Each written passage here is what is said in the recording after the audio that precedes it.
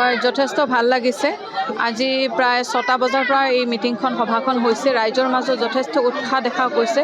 আপোনালোকে সকলোৱে দেখিছে ইয়াতে হাজাৰৰো অধিক ৰাইজ গোট খাইছে আৰু বিশেষকৈ কংগ্ৰেছ দলৰ পৰা আজি এই জিপিত কুমুলিপাৰা খণ্ডকাৰপাৰা গাঁও পঞ্চায়তৰ পৰা প্ৰায় শতাধিক ভোটাৰ আৰু কৰ্মী আহি আজি এআইইউডিএফ দলত যোগদান কৰিছে। যথেষ্ট ভাল লাগিছে। হয় সেয়া 2026 বিধানসভাৰ ফলাফলে হয়তো ৰাইজে দেখুৱাই দিব বিধায়ক জাকিৰ হুছেইন চিকদাৰক। কাৰো কথাত ৰাইজে যে ভোট নিদিব এখন নাপায় সেইটো অসম্ভৱ কথা।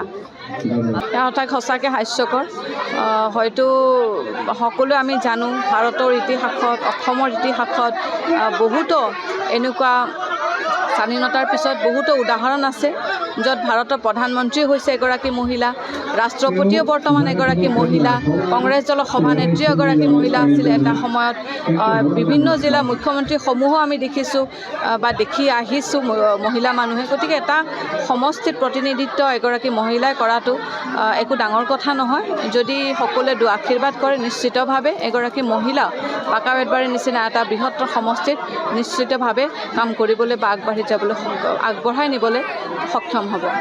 বৰ্তমান সাম্প্ৰতিক যি পৰিৱেশ হৈছে সম্পূৰ্ণ ধৰ্মীয় মেৰুকৰণ কৰি প্ৰায় নতুনকৈ এতিয়া দেখিছোঁ মিয়া খেদা বিভিন্ন ৰাজ্যত অভিযানো চলিছে। এয়া আচলতে সঁচাকৈ বৰ্তমানৰ সুস্থ সমাজৰ কাৰণে, বৰ্তমানৰ শংকৰ আজানৰ দেশ আমাৰ অসমৰ কাৰণে, বৰ অসমৰ কাৰণে এটা বৃহৎ সংকেত বা বৃহৎ এটা সংকট আহি পৰিছে। নিশ্চিতভাৱে সেইবিলাক কথা আমি আওকাণ কৰি পেলাই আমাৰ এই বৃহত্তৰ অসমৰ জাতি বা জনগোষ্ঠী বা যি অসম সেই অসমখনক আমি ধৰি ৰাখিব লাগিব। এই সংকটৰ সময়ত কোনেও যাতে বিচলিত নহয়, সকলো জাতি ধৰ্ম ভাষা বৰ্ণৰ লোক আমি অসমত যাতে শান্তিপূৰ্ণভাৱে বসবাস কৰিব পাৰোঁ এই ক্ষেত্ৰত সকলোৱে সহায় সহযোগ তথা ধৈৰ্যৰ প্ৰয়োজন আছে। হয় অসম্ভৱ একোৱেই নহয়। ৰাইজে যদি সহায় সহযোগ আগবঢ়ায় বা ৰাইজে যদি ভাবে যে এইবাৰ আমি পৰিৱৰ্তন এটা আনিব বিচাৰিছোঁ, উন্নয়ন কৰিব বিচাৰিছোঁ, নিশ্চিতভাৱে অহা দিনত এআইইউডিএফ দলত ভোট প্ৰদান কৰিব বুলি মই ৰাইজৰ ওচৰত যথেষ্ট বিশ্বাসী। হয় যথেষ্ট ভাল লাগিছে। আজি প্ৰায় 6টা বজাৰ পৰা এই মিটিংখন সভাখন হৈছে। ৰাইজৰ মাজত যথেষ্ট উৎসাহ দেখা গৈছে।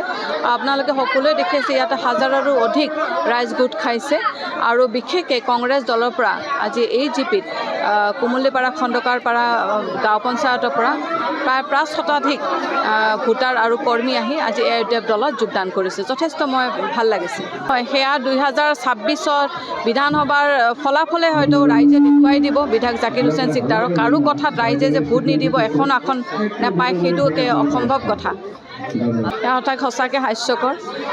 হয়তো সকলোৱে আমি জানো ভাৰতৰ ইতিহাসত অসমৰ ইতিহাসত বহুতো এনেকুৱা স্বাধীনতাৰ পিছত বহুতো উদাহৰণ আছে য'ত ভাৰতৰ প্ৰধানমন্ত্ৰী হৈছে এগৰাকী মহিলা, ৰাষ্ট্ৰপতিও বৰ্তমান এগৰাকী মহিলা, কংগ্ৰেছ দলৰ সভানেত্ৰী এগৰাকী মহিলা আছিলে এটা সময়ত।